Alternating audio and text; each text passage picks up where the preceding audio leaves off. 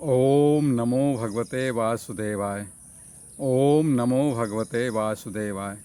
परम पवित्र ग्रंथ श्रीमद् भगवद गीता के चौथे अध्याय का 24वां श्लोक। श्लोक है ब्रह्मर्पणम ब्रह्म हविः ब्रह्मग्नो ब्रह्मणामुतम ब्रह्मैव तेन गंतव्यम ब्रह्म कर्म समाधिनः।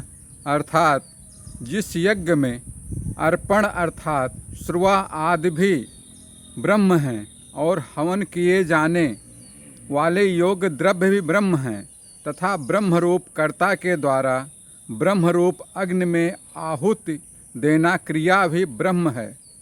उस ब्रह्म कर्म में स्थित रहने वाले योगी द्वारा प्राप्त किए जाने योग्य फल भी ब्रह्म ही है। ये तो इसका हो गया अर्थ मित्रों। अब इसकी व्याख्या देखिए, कितनी सुंदर व्याख्या किया है।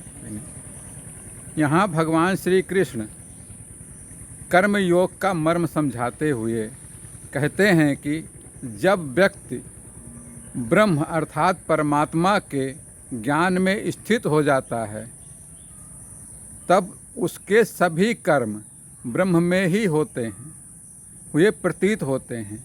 यहाँ ब्रह्मर्पण का अर्थ है कि मैं कर्म का समर्पण प्रक्रिया भी ब्रह्म स्वरूप है। सब कुछ ब्रह्म स्वरूप ही मानते हैं, परमात्मा का स्वरूप ही माना जाता है।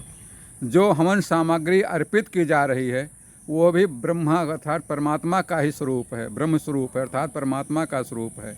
और हवन करने वाला भी वह ब्रह्म स्वरूप है जो हवन कर रहा है, जो बैठा हुआ कर रहा है। कर्ता, उसके अंदर कर्ता का भाव खत्म हो जाता है। वो सोचता है, उसके दिमाग में ही आता है, भावना ही होती है कि ईश्वर के द्वारा ही सब कुछ किया जा रहा है, मैं तो एक निमित्त मात्र हूँ, एक पात्र मात्र हूँ। और हवन अर्थात करने वाला कर्ता भाव समाप्त हो जाता है। इस प्रकार जो व्यक्ति एकात्म भाव से ब्रह्म कर्म में स्थिर हो जाता है उसे अंततः ब्रह्म की प्राप्ति होती है।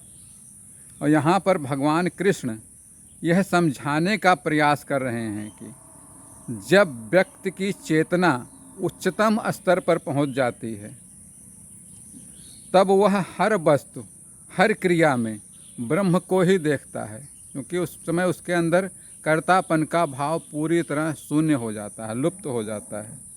ब्रह्म को ही देखता, परमात्मा को ही देखता कि वही सब कुछ कर रहा है, वही सब कुछ करवा रहा है, हम तो कुछ भी नहीं हैं, निमित्त मात्र हैं। और वह अपने जीवन के हर कार्य को एक पवित्र यज्ञ के तरह यज्ञ के रूप में देखता है। और मित्रों, आज के समाज में भी यह उतना ही प्रासंगिक है। आज के समाज में जब हम अपने कार्यों पर को निस्वार्थ भाव से सही ईमानदारी और समर्पण के साथ करते हैं तब हमारे कार्य श्रेष्ठ होते हैं और उसका परिणाम भी उत्तम होता है। बस मित्रों, आज के लिए इतना ही। इसके अगले श्लोक के लिए कल फिर मिलेंगे। तब तक के लिए श्री कृष्ण शरणम मम। श्री कृष्ण शरणम मम।